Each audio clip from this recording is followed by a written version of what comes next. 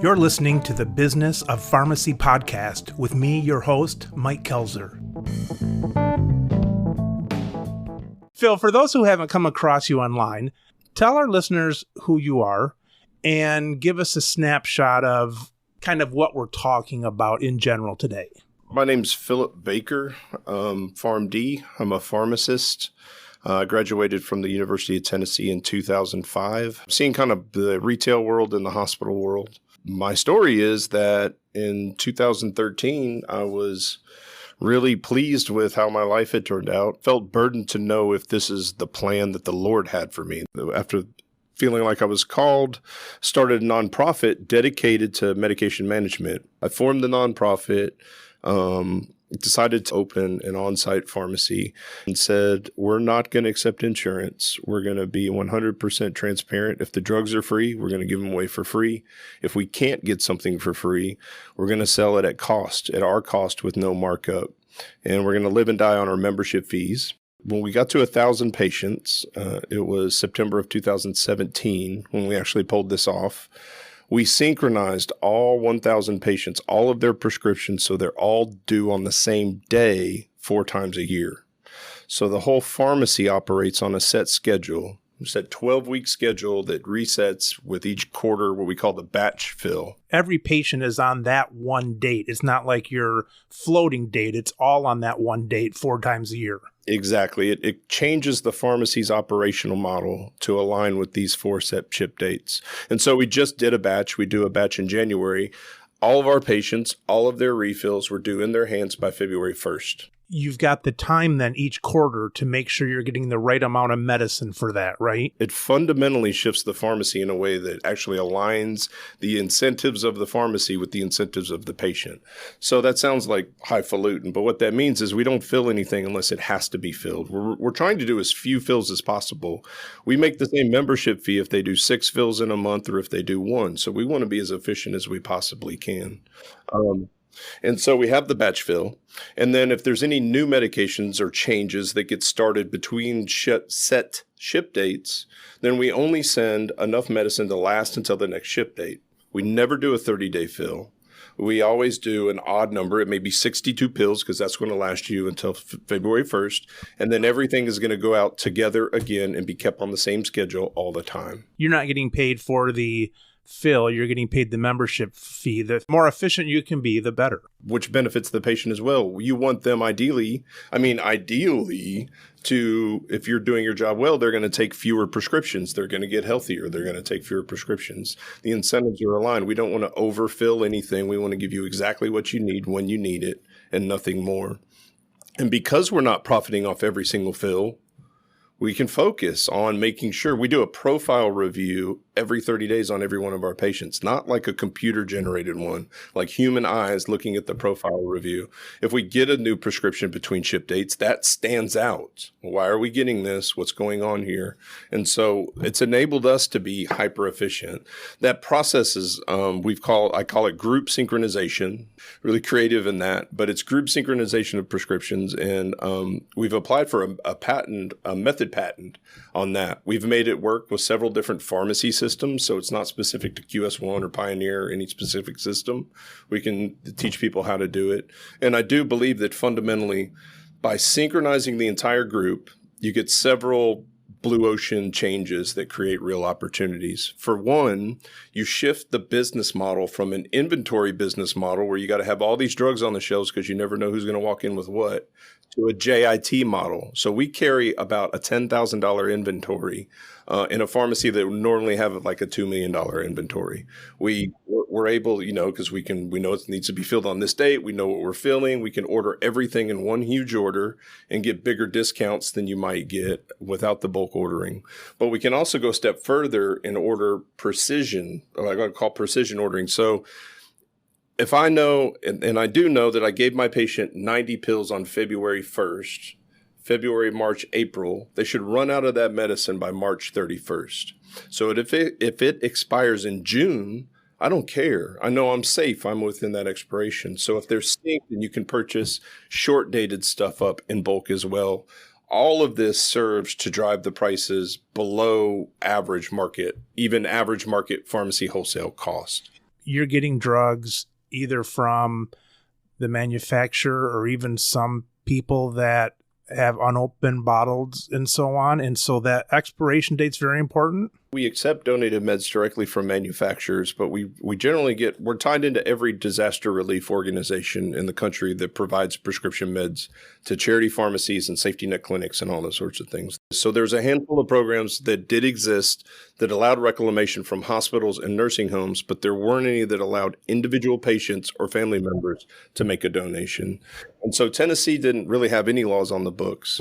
And when we went with the legislators to get the law changed, we made sure that we had it written so that we could accept from any individual person anywhere in the country. So we can literally accept donations from any individual anywhere in the country. They have to be unopened, unexpired. They have to be in absolutely pristine condition, essentially.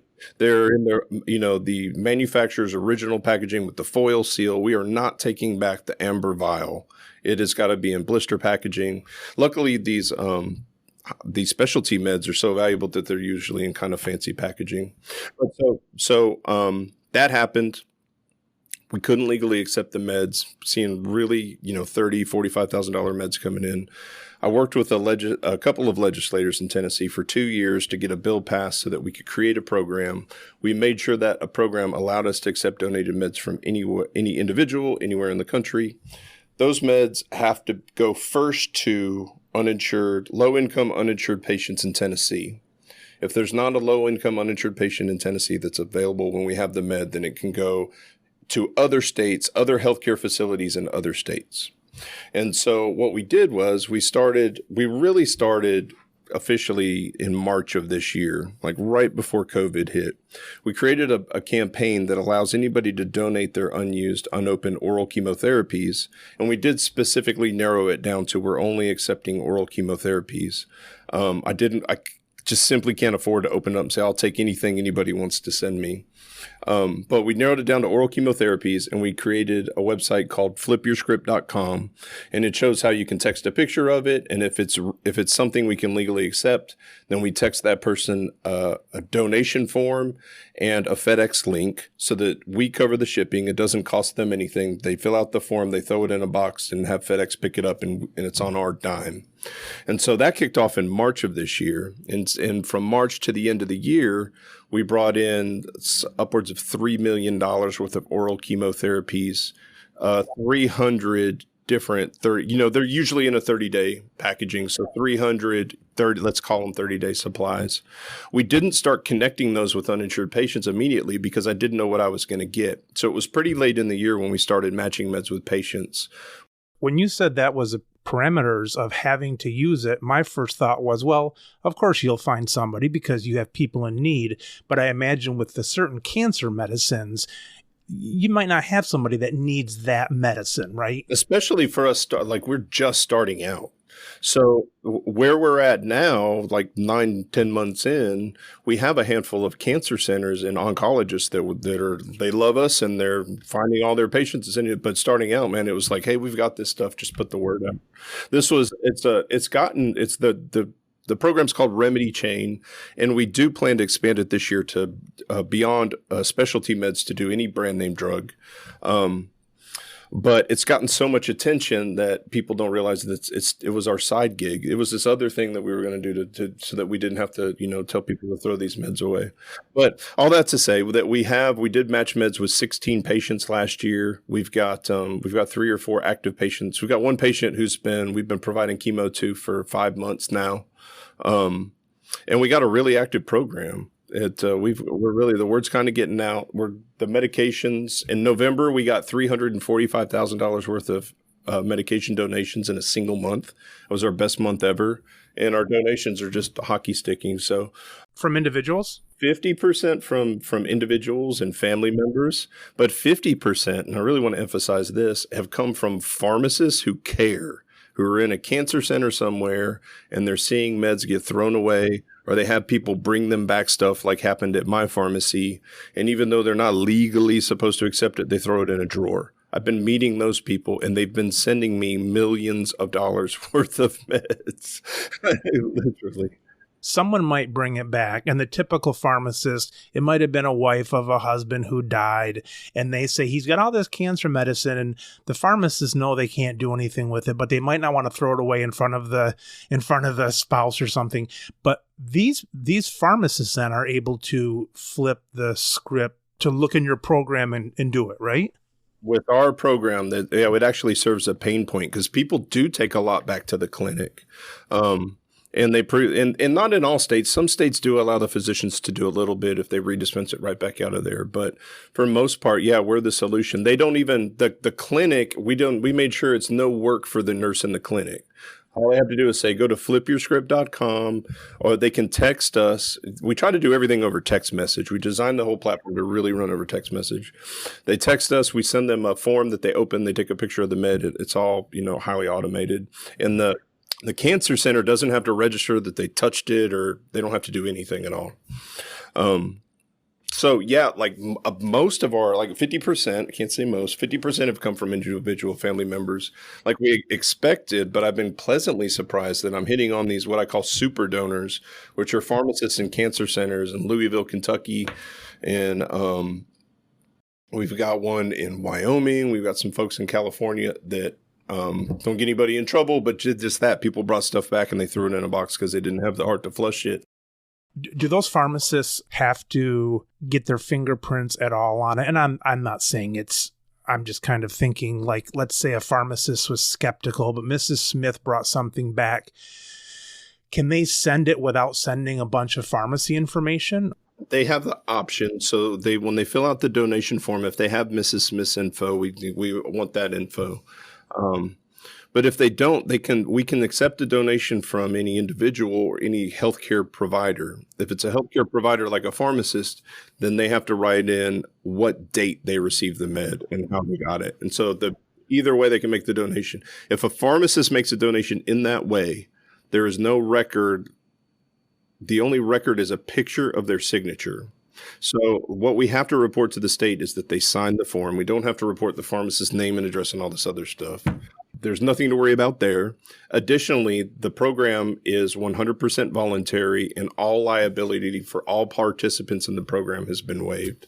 So there shouldn't be anything to be concerned about. When I was at Purdue years ago, we had this mission called Matthew 25, in the Bible, where it talks about feeding the poor and visiting the prison and stuff like that. But they would just take back open vial bottles and stuff from people. Hey, Phil, I got to ask this question before we go on. You were an air traffic controller. When? Straight out of high school. I left. Out of high school? Yeah, I left for the Marine Corps the day after I graduated high school. Why? Was that a ROTC kind of thing, or did you just decide to go? It was a reservist thing, but because I wanted to do air traffic control, I ended up being on active duty for quite some time. And so I signed up. I was in the delayed entry program the summer before my senior year. I did like a month-long thing.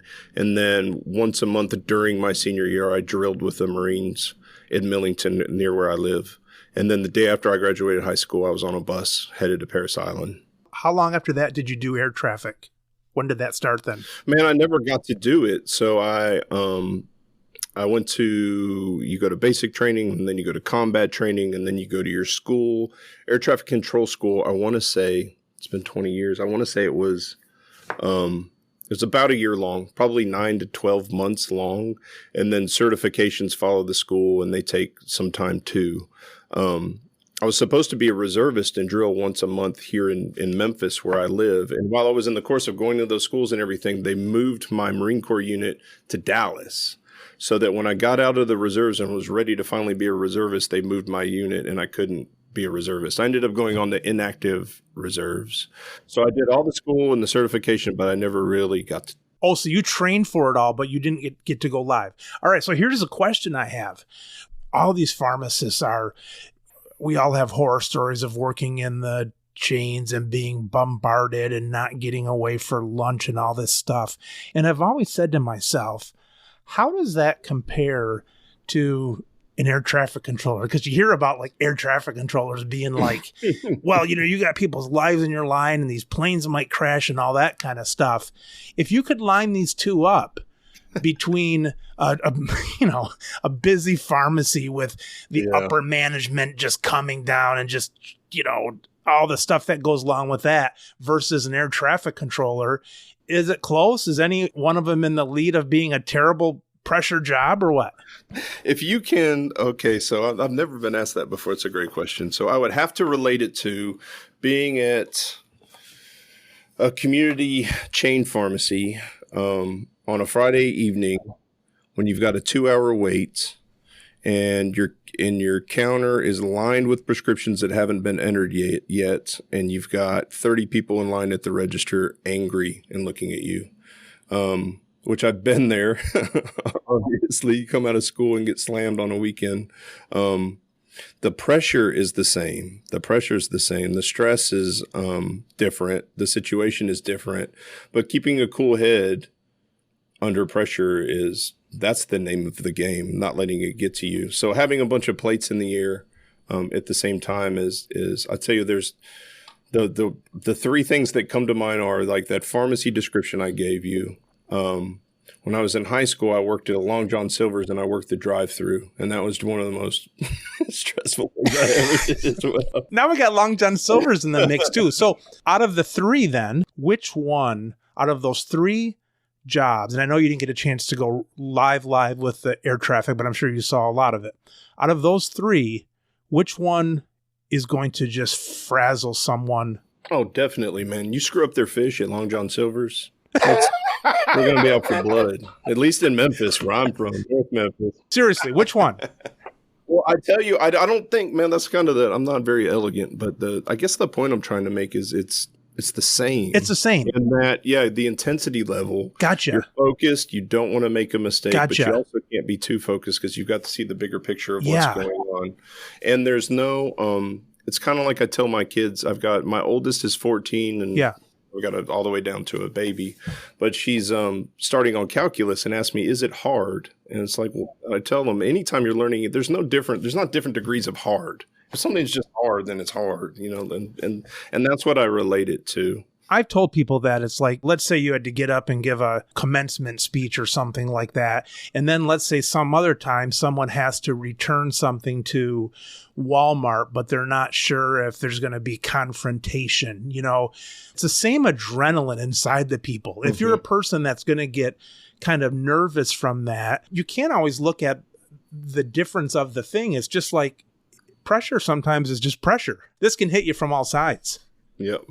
My wife, she grew up on the other side of town, and she always tells me how poor they were. And her example of poor, she said, we were so poor that my friends and I, after school, we would go to Long John Silver's, and they would give us the crumbs. The crumbs. They'd get the crumbs, those little droplets of the batter. And they would eat those, and that was her big poor story. And I'm thinking, well, that's not so bad. If that's your definition of poor, then, that's okay. Yeah.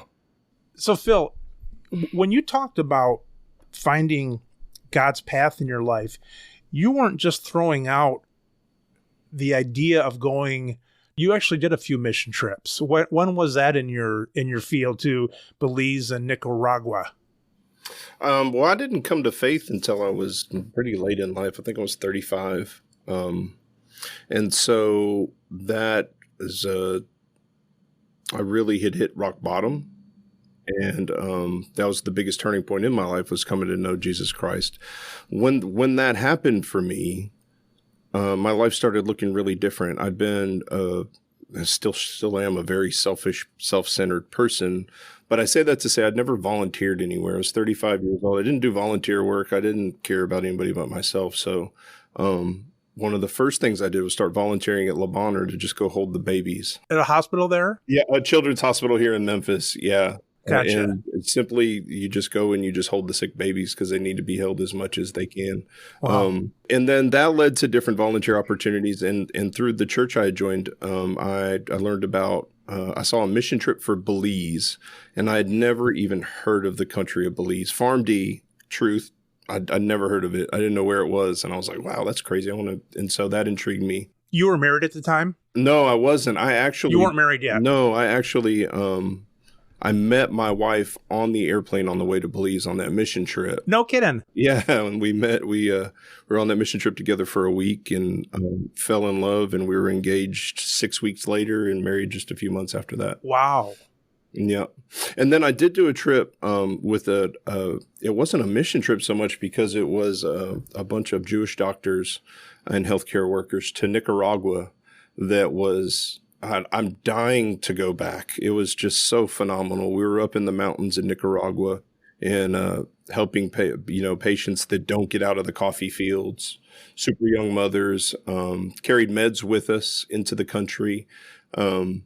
And just super, super fulfilling work.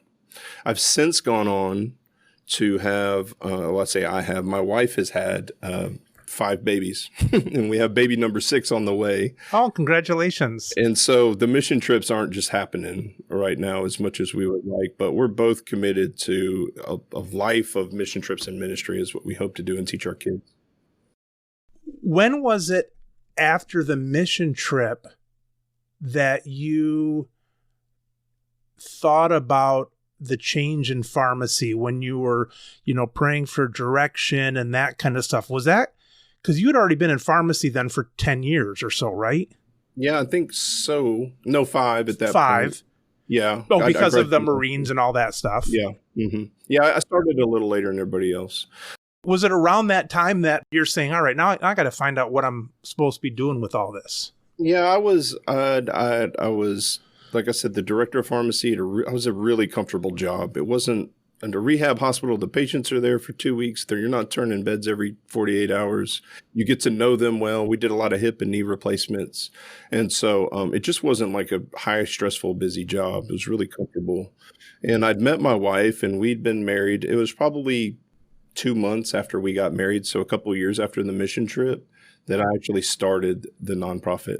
Did you feel like you were bored, or did you think that you weren't hitting your full potential when you were kind of looking for more direction? What was the thought pattern of thinking that God might have different directions for you? It wasn't so much boredom, but I'd come from a low to a super duper high, where I was literally just didn't really want to go on anymore, to I just married the most beautiful woman I've ever met, and we've got a brand new baby son, and we live in a really nice neighborhood, and I work a job where I'd actually have to go to work 6 hours a day. It's not super stressful. And I'm 35 years old, or 37, whatever I was then. And that's pretty much all I had ever wanted for myself is this. It wasn't boredom so much as like, was this just it then? Is this, I really, the Lord's has blessed me with everything that I could have thought for myself that I would have wanted. And so I thought, well, what does he want? And how come I've never asked him? Well, Lord, what would you have for me?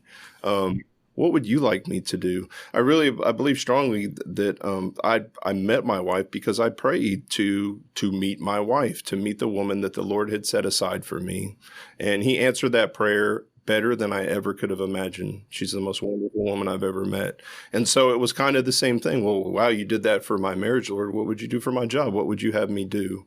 And so it wasn't boredom. It was just, I guess, seeking more fulfillment and just truly wanting to know that I was in his will. And saying, and that's the other thing too, because this Good Shepherd's 5 years old now. And as I mentioned earlier, like we've got basically 5 different companies. It's grown to this incredible project, but the Lord didn't say, here's a vision to go build this huge organization 5 years ago. He said, trust me, one step at a time, go start a pharmacy. We started the pharmacy when we won a grant for $25,000. It was all the money we had. I quit my job. We had free rent for the first year, but with 25 grand in the bank, I quit my job and no revenue. And we just started because the Lord said to get started. And so every year, every month, it's just, all right, Lord, what are we doing now? Where are our opportunities? Where can we have the biggest impact? When people bring you $30,000 drugs and you tell them they got to flush them down the toilet, that doesn't take a lot of thinking. Like, that's not right. That doesn't make sense. We'll fix that. We never really had we've never had a ton of money as a nonprofit, so we've had to be innovative. One of the first things that we did was we started a free pharmacy technician school. So I was getting tech students from Remington and Concord and, all the usual places. And I was surprised to find out how much those students paid in tuition. an incredible amount. And so I decided I'm going to do it for free. They'll come in, they'll get 400 hours in the pharmacy, they'll get one-on-one with me, and I'll get them certified. I've done that. I've hired sharp high school students and taught them what they need to know. I've been doing it for years. And so we kicked that off. And since then, we've graduated 5 students who are now certified technicians and make $15 an hour or more. 2 work for us full time. The reclamation program, it's kind of like, if you look at your list of expenses as a pharmacy, your biggest one's going to be drugs. We have Remedy Chain to kind of help offset that. Then you've got labor. We have the technician school and the pharmacy schools. We get a lot of students from them. We offset those. And then shipping is another project, a whole nother company now that we've started that's doing prescription delivery using share ride drivers. But just going down that expense list and thinking, how do we make this better? Specifically, the question I ask myself is, how do I get, so drugs, how do I get somebody to pay me to take their drugs? That was the thought that led to to doing this whole thing. How do I actually get drugs and make money just bringing them in before I dispense them? Yeah, I've always said I wanted to get into the excavating business, because people pay you to, they pay you to take the dirt and then someone pays you to drop it off. You're bringing up the term, the remedy chain, and I know that's the flow of the medicine, where it's been and so on. So when we did the reclamation program, at the same time that was really firing up, I was reading, and because I'm a super nerd, I'm not really a technology guy, but I was interested in blockchain technology with all that was happening with Bitcoin and all this stuff. And not cryptocurrency, but blockchain technology is what specifically interested me. Which they use it for electricity sharing, all kinds of stuff. People think of Bitcoin, but it goes all over the place, blockchain. You digitize any asset at all. That intrigued me because now, this was a couple of years ago, but now it's well known that blockchain is really good for pharma. It's good for supply chain. It's because our data is standardized into NDC, lot number, expiration date, and with a serial number on the package, you can track anything. But early on, I realized we've got these high value meds. What if we, track them on a blockchain? We could tokenize them. We could create a digital asset, a digital twin, if you will. We could do a lot of different interesting things. And that really was, I didn't realize how early on that was in the blockchain technology cycle. I got connected to a community of people in that domain that has been just the biggest blessing in my life. Some of the smartest people I've ever met that are really at the cutting edge of healthcare and technology. And that network, I recruited all the best people to work with me on Remedy Chain. So the chemo meds get all the attention, as they should. They're very high, high dollar, expensive. We match them with patients. We're saving lives. They're time critical. They're wonderful. But what's not spoken about that is even more valuable are the medications that aren't able to be recycled. So the data on prescription waste doesn't get captured anywhere in the ecosystem. There's no private entity or government agency that is responsible for tracking prescription waste. The thought behind Remedy Chain has been that, yes, we're going to get the stuff that can be recycled, the pristine, unopened, great stuff. But the stuff that has to be thrown away, we're going to get the data on it so that we can identify that. What that looks like, if you go to the Remedy Chain website, it doesn't say anything about chemo meds. The messaging is basically, for good health, everybody should empty out their medicine cabinet once a year. Everybody has boards meds. There's tons of stuff in the house. My kids have gotten into my medicine cabinet, So when you do that once a year, let's say you got 10 drugs in there. 9 of them will probably need to be disposed to be amber vials, but let's say there's 1 in there that's good that can be donated. Well, we would have you take a picture of each med and send it to us. On the one good med, we'll send you a donation form and a link so you can send that in. On the other 9, we say, hey, here are drug disposal boxes in your neighborhood where you can take and properly dispose of that medicine instead of flushing it down the toilet. And then further, if they do that, if they text us a picture from the disposal unit, from anyone that we sent them, i.e. check in from the disposal unit, then we enter them for a $500 raffle. What we're doing is we're incentivizing people to empty the medicine cabinet, to properly dispose of the stuff that needs to be disposed of, to reclaim the stuff that can be recycled. And we're capturing the data on everything without having to get into the disposal business, because they take the meds to a recognized disposal. Like, we're just capturing the data. Do you ever find out if it was half they used, or if it was, like, let's say they put in a quantity of 90. Do you know that they used, or do you care that they used half of the prescription? Not yet. You don't care about the goals necessarily of compliancy so much. You're going to get a count of what was wasted. Yes. So what we do is we get a picture of every pill. As you know, from a picture of the pill, you can go Google pillbox and you can say it's a white round pill with an X on it. And what is it? So we can identify to the NDC level from a picture what the medicine was. And then we just take the patient's reported quantity, because it is, if somebody wanted to argue that that's not accurate, then fine. What we're really proving is that, because it's rarely just one med. Again, it's the medicine cabinet. It's 8 or 9 different NDCs. The goal being, with that information, in Phil Baker's mind, in a perfect world, the way this would work would be a circular economy. So from a picture, I can say, okay, that's a Pfizer pill. I can collect all this data for a month, and I can say, okay, Pfizer, in the city of Memphis this month, we recorded 15,000 pounds worth of your meds being disposed. Here's your bill for that. Counties have mandated, and it's kind of spreading, especially primarily in California right now, but counties can enforce that wholesalers and manufacturers have to fund the disposal of meds within their own county. So we're hopeful with Remedy Chain that if manufacturers would essentially buy back their waste data, then that would fund the platform that allows everybody to get donated meds for free. That would financially support the whole thing. By buying back their waste data, they can compare that with their production data like every other industry does, and determine if maybe they're producing too much or not enough. And like, by starting to track this waste data, there's going to be, I believe, just tons and tons of value that comes out of it. Manufacturing, ecosystem, just all different kinds of things. So Remedy Chain is a database. It's a blockchain data lake of this waste data that people are sending us from all over the country.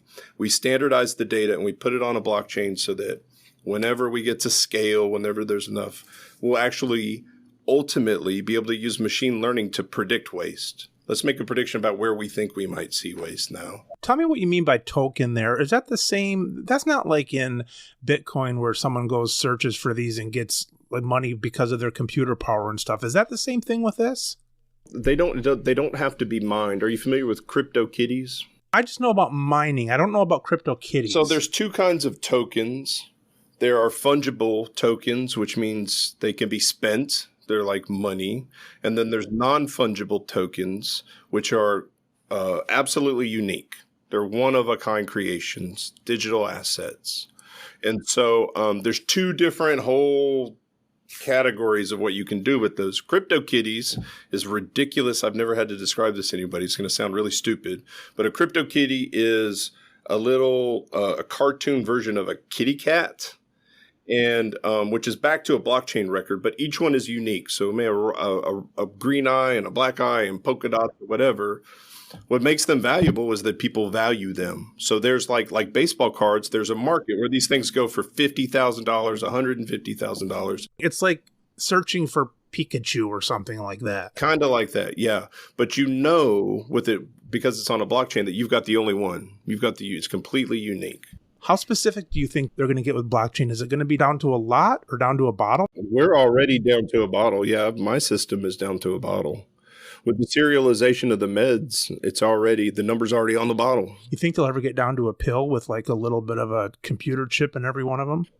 We've made our system so that you can get down to a pill. So you can do the blockchain record and you can open a bottle and you can unit dose them. And if you wanted to, you could tag each individual pill. We built a system that does that. And that's that's part of Remedy Chain now is we bring the meds in. But what we want to build is basically at least one partner site per state, because recycled medicine laws are determined by the state board of pharmacy for that state, and they vary tremendously. Instead of what I can't do is build a mail order pharmacy that distributes these things over the country. It'd just be too difficult. But we can do like one per state, and we can shift between centers in each state. Like that sort of structural work. So Remedy Chain is access to the meds, but it's also a blockchain inventory system that we would be giving these sites to maintain as well, so that we're all on the same database. Because you already cut down this to once a quarter and you're saving money that way, you're already saving on, let's say, 2 trips a quarter. Now, when that trip actually happens, you were mentioning kind of the Uberish kind of thing. Were you? Tell me more about that. Our patients pay a monthly membership fee. They get all their meds at cost. And they're mostly low income and uninsured. It occurred to me a couple of years ago, why don't we set up a program where our patients, say you're paying $50 a month, you could do 5 deliveries a month. We'll give you $10 for each delivery, and you could pay down your membership fee by making deliveries. Also a neat use case potentially for a cryptocurrency or a token. So we built a platform to do that. And we built an app that integrated with Pioneer RX, does integrate with Pioneer RX, that allows us to take a pool of volunteer drivers and bring them in. So when we do our deliveries, because it's a batch fill, we do 250 deliveries in Members at one time. It does work like besides just for the batch, like for a regular pharmacy as well. So that was a side project that I was like, we're spending $2,000 on postage for these deliveries. If we can use volunteers, that's $2,000 per quarter back in the bank. And so we built that. It's called ScriptRide, and it was meant to be a volunteer platform where you could volunteer to your favorite pharmacy to make deliveries, or you could any sort of rideshare delivery services. You could volunteer to St. Jude to pick up families at the airport and take them to the Ronald McDonald House. It was going to interact with nonprofits in this way. Then COVID happened, and all my pharmacy friends started calling me, and they were saying, Phil, I need you to teach me how to be a mail order pharmacy on my independence. And started looking at that and realized you don't need to be a mail order pharmacy. You need to be a delivery pharmacy, because if you're an independent and everybody lives in your neighborhood, you don't want to send it to the post office so that they can deliver it across the street 3 days later. And so this platform that we built, we scrapped using volunteers, and we used shared ride drivers to make the deliveries. And that has become a whole new company now called ScriptRide, where it's a customized delivery service designed for pharmacies. Pharmacy deliveries are not like other deliveries. There's very rarely an emergency where you need to get a torvastatin to a patient within 2 hours. You know what I mean? So, and if you can get it there by 8 o'clock the same night, you're generally going to be 100% good to go. And if you can get it there next day, 80% of the time. So we've structured it so that there's a daily pickup, and then you can do stat deliveries as needed. But by getting enough pharmacies involved, we can support a driver locally just to do those. And that's building out now.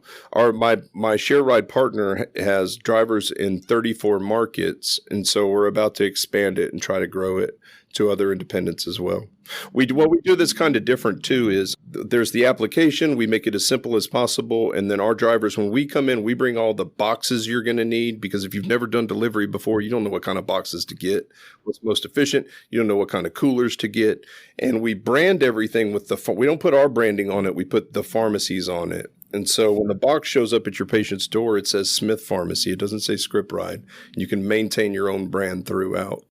Instead of you saying, hey, I'm an Uber customer standing at the airport, I need a lift, is basically you're signing up your prescription and saying this needs to go somewhere, and the drivers can choose it or pick it, or are they doing more group, bigger batch stuff? We have made it both ways. So our platform, if one of our own drivers, because we want our drivers to be HIPAA certified. I don't think they're required to be, but we don't want some stranger off of Lyft. We have our own drivers that we depend on. However, we built the platform so that if our driver isn't available, it does go, there's an API with Lyft, and it does put a call out for a Lyft driver to pick it up. When you talk about programs, so let's say now in the last few years, you've had to make, let's say half dozen programs or something. Do you have software people you like? Are you skilled at it yourself? I mean, how are you throwing these apps together? Who's doing this for you? There haven't been very many apps. And I have a software partner. I have a good friend who owns a software development company and has 30 full-time developers in Bucharest, Romania, which are some of the best in the world. But we haven't built very many apps. So the blockchain technology, that's just different. You don't build apps. There are apps that you can build, but that's been largely it's so much in its infancy, but just determining the information standards and how we're going to do it. So I built Our Remedy Chain team built out the MVP of Remedy Chain and what that looks like. But it didn't take a software development firm. When I went online and looked at it and I saw that it had the pictures of what to do and you take a picture and do this, I forget if I was looking at an app or were they just taking a picture and texting it somewhere. I don't consider it an app, but there is on our website, there's an app that shows our inventory in real time that we just created using a little SaaS software platform. It's a very, very simple little app. It's nothing you wouldn't go to the App Store and download the Remedy Chain app. As the numbers got up there, you could do something more, but right now you haven't spent a lot of time in apps yet. That's exactly right. What I've learned in business in the last 5 years is I was always quick to try to build an app or build a system. And man, in this day and age, I don't know that I'm not convinced anymore that you ever need to do that. We're able, and that's kind of the value we bring to the table too, with this membership model that I want other people to employ. If you want to start a membership pharmacy, how are you going to set up recurring billing? What CRM are you going to use? How are you going to be HIPAA compliant? So we figured all those things out. You use Stripe for your billing, you use G Suite to be HIPAA compliant with your email, all the different system. There's a HIPAA compliant text service that we use. The CRM is really key to how you work, which pharmacists are not familiar with. You know, it's not an operating system. It's not Pioneer. It is different. Can I ask what CRM program it is? It's Copper is the one that we use, which sits on top of G Suite. It used to be called ProsperWorks, and now it's called Copper. And that one's good because it works really well with everything we do. We're Google based for the most part.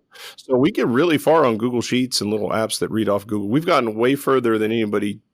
I built a Remedy Chain app, legitimate, to show the live inventory, scrapped it and went back to just something that was easier that we could piece together using a couple different things.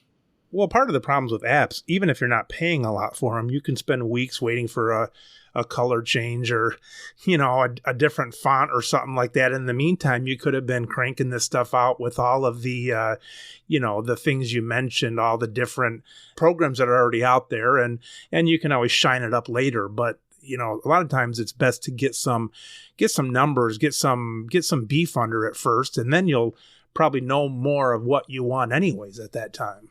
Agree. So let's say you have these quarters, all right? And if I talk to like a accountant, they're going to say, oh, geez, April 15th, that's a pain in the ass, or, the first of the year or something like that. I'm sure in theory, it'd be great to level this stuff out so you feel about the same amount of joy and stress throughout the year.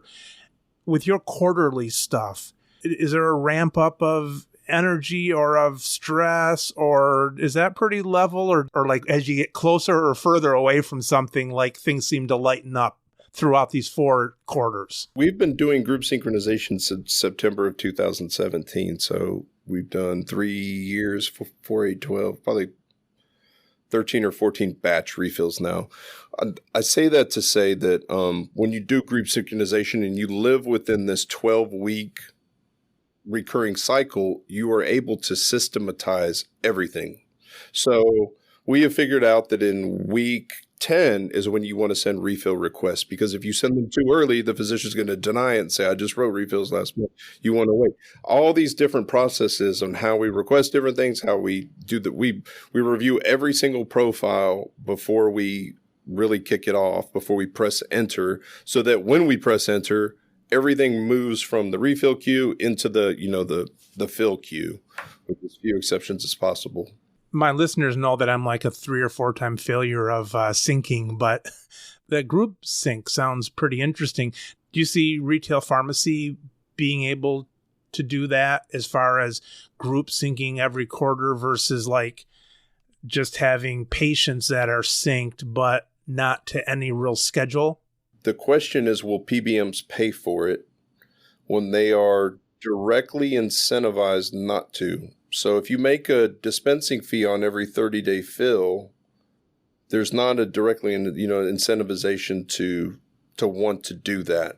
I have crossed paths with PBMs in the marketplace, and they'll say, we have 90-day fills. And or we have, we do MedSync and we have 90-day fills. It's the same thing, but it's not the same thing, because if you get a 90-day fill and then you get a new med tomorrow, the whole sync is off. One incident, and even group sync, as I said before, you're still looking at 2.9 visits every 90 days. There's still quite a few changes. The thing that makes it work is we are not billing claims. And then also we get our money up front. So the cash model is completely different too. Once they're synced up, we can say to the employer, okay, Mr. Employer, you have 100 employees. Their meds are going to cost $100,000 at our cost. We're going to charge you $20,000 to do fulfillment. So give us $120,000 up front. Now we'll go buy the drugs, and now we'll do fulfillment. So I don't have to wait 6 months to get, there's no inventory sitting on the shelf. There's no reimbursement lag. We're cash flow positive on the front end, which allows us to get pre-purchase discounts, which your folks will know are the best you can get, the best discounts you're ever going to get at pre-purchase, and drive prices down further. How old are you now? I'm 40. I'm about to turn 45 in 2 weeks. I'll turn 45. 45. So do you see yourself at 55? Will you still be part of Good Shepherd, or will you be way off doing something else because this is running fine and there's other ideas for you to do? I don't think I've talked much about Halo Scripts, which is the for-profit business we started. Tell us about that. Group synchronization being our secret sauce. After we'd been doing it for a couple of years here, we started working with a local employer, and he said, how can you save me, my company money? And we essentially did the same thing. We said, we can take all your employees, we can synchronize all their prescriptions, give you one bill every 90 days at cost, reducing all the markup. And it ends up reducing the total spend by like 40%. It's very significant. And we make great money at the same time. So, I basically, for 2 years, we've been servicing that account now for 2.5 years, but it was very much the guinea pig. I got the data. I got 2 years worth of data, and I costed everything out at my price and started crunching it, and just crunched it and tried to figure out, how do we make this work? Well, we figured out how to make it work, and we last year started a separate pharmacy called Halo Scripts to contract directly. It's a for-profit pharmacy that contracts directly with employers. All drugs sold at cost. We charge a per member fee on for the group. And we charge a percentage of savings actually to determine what the fee is. So there's only savings involved. Give me an example of that. So I sync up all the generics, and I say, okay, 94% of these are on 90-day fills, and we switched them down to 90. So we saved you X in transaction fees and dispensing fees. You had AWP pricing on these drugs that we're now going to sell you at cost. So you spent $10,000 and we're only going to charge you $250. And so the total savings is X. Against what a PBM would. Against what they've been paying on their PBM. So we have the data from their PBM to know exactly what they've been paying. Whether it's been mail order or through a pharmacy or something, that's what they've been paying. Yep, that's what the company has been paying. And so that's key to the whole thing, is we have the data from the company to state. We do not come in and say, we're your new PBM, we're your new pharmacy solution. We say, we're going to make the PBM work more efficiently. We're going to synchronize all the chronic meds and do just that. So how we determine what we're going to charge is we add up dispensing fees, administrative fees, plus all the markup, and then we charge a percentage of that savings that we're saving the company. And it's different for brands and generics and specialty. It ranges from 50 to 25% savings for different things. So that when we come on board, it's not you have to make a big investment. It's like, we're going to charge you a percentage of savings. You're going to start saving on day one. Yeah, they can't lose if they're paying only off their savings. If you can't save them anything, then they're not paying anything, in theory. It's a win-win for both of us. So there are patients where we save $2,500 every 90 days, and then there are others where we save $2 every 90 days. But by doing the 50%, the savings share, we can service the entire group.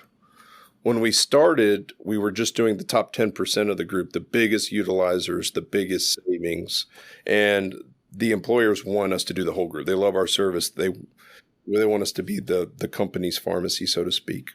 That's Halo Scripts. We started that company in March of 2020, March of last year. We got a $500,000 investment to license it nationally and scale it up. We just completed, it hasn't even been entirely our full year, but we our first big company was an Accenture subsidiary out of Baltimore that we've been servicing since last March. And we're about to get 10 customers that size this year that we've queued up. So things are going really, really well on that front. And again, 100% price transparency. We're not marking anything up. We're being honest about what the drugs cost, and it's fee for service. Where I want to land with group synchronization is I'm really hopeful that we can create a new quote unquote clinical metric so that we can say to the employer, if we hit 80% synchronization, we're going to charge you X. But if we hit 95% synchronization, we're going to charge you Y, because we know the more synchronized they are, the more savings there is involved. I'm working with the University of Tennessee and have been for 2 years to study this model to kind of tease it out to just that. It basically boils down to there's 3 kinds of meds: generics, brands, and specialties. The biggest markup is on the generics, and so you get savings from markup on generics. Brand name drugs, they're more expensive, but they're not horribly marked up. If you're lucky, there's generally about a 10% savings between costs and retail. When you look at brands, which for my employers is not terribly significant. It's not nothing, but generics is where the real markup is. So when it comes to brands, you got at cost, like I said, 10%. You got Canada, which is 50% savings. And then you've got assistance programs. And we're familiar with every assistance program in the country. When you get to specialty, you've got at cost, which is nothing, because if it's $1 million med, it's $1 million at cost. There's not a ton of markup. You've got assistance programs, and then you've got clinical trials. And you can look at international clinical trials. You can look at international pharmacy. But whatever the category of drug it is, you've got a fixed number of options that'll work for you, and that's it. And we've worked that out. That's I say my soapbox. So, that's how it plays out. We're partnered with Diamond Pharmacy with Halo Scripts, and they are one of the biggest independently owned pharmacy networks in the country, also one of the oldest, over 103 years old. They do 80% of the correctional facilities in the country. And so they are nationally licensed out of Pennsylvania. They're doing fulfillment for us. And big pharmacy, they purchase over $300 million a year in drugs, and they're giving us their pricing, their at-cost pricing, and passing that on to the employers. So we're getting like hospital-level pricing and passing it on to the employers. If one of those companies came and they said, hey, Bob's on $1 million drug, you're like, all right, you'll pay us $1 million and then we'll get it for you. It's not like you're taking a loss or you're the insurance company or something. It's never happened where they said, well, that specialty drug, we'll just buy it from you at cost, because the savings has never been significant enough. And there's not much help to be had on specialty meds, let me say. So, but your one hope is a trial or an assistance program. When we get a patient into an assistance program, it's 100% savings, and we get a percentage of savings. So those specialty med assistance programs are really valuable.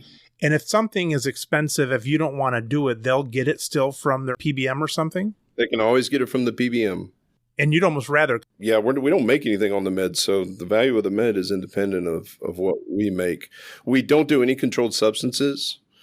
Again, we have a really good, extensive onboarding process where we set expectations. We tell people we're mail order. If you need something right away, we're probably not going to be the best option. You still have your insurance. You still have your insurance card. You can go to Walgreens. Nothing has changed.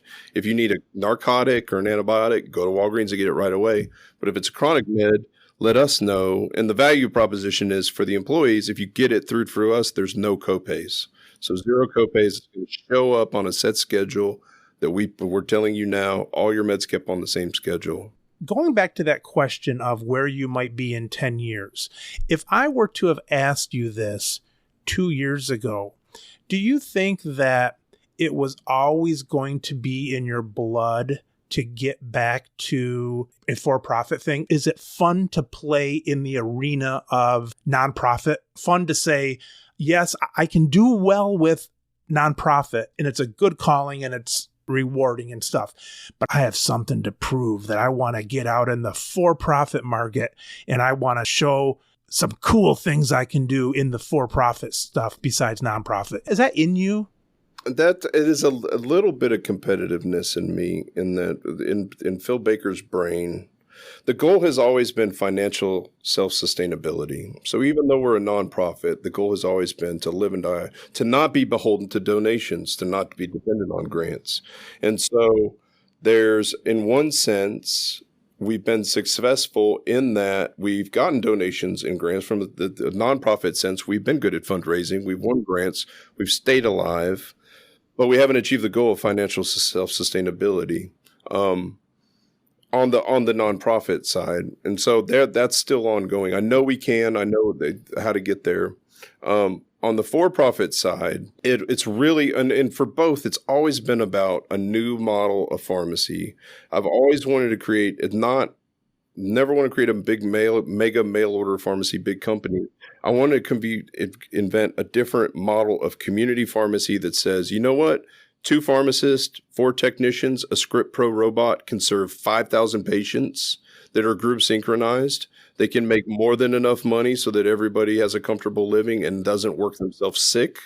And this is how you do it. You do low-income people for a subscription fee. You do businesses for a different, and you piece it together. You're operationally, whether they're business people or low-income people, their prescriptions are on the same schedule.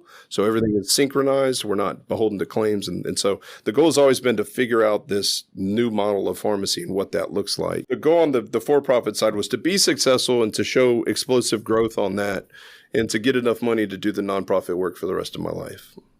As 20 years go by and you're at the end of all this and you look back and all this stuff has happened, what will you be saying? This is good. This is cool. This is proof of my goal. How would you describe all this if it goes the way you want it? What's that feeling going to be?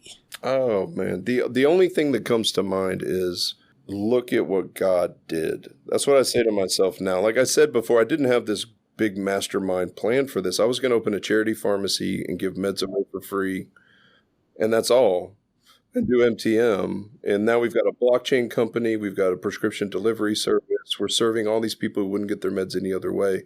And none of it has anything to do with me. Everything that really moved the needle had absolutely nothing to do with me.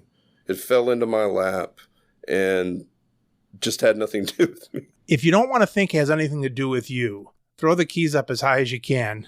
Tell God to hold on to them and run things for a few months. You'll come back in the fall. And let's see how it's going. All right, Phil, pleasure talking to you. Yeah, man, it was a lot of fun. Thank you very much. You've been listening to the Business of Pharmacy podcast with me, your host, Mike Kelzer. Please subscribe for all future episodes.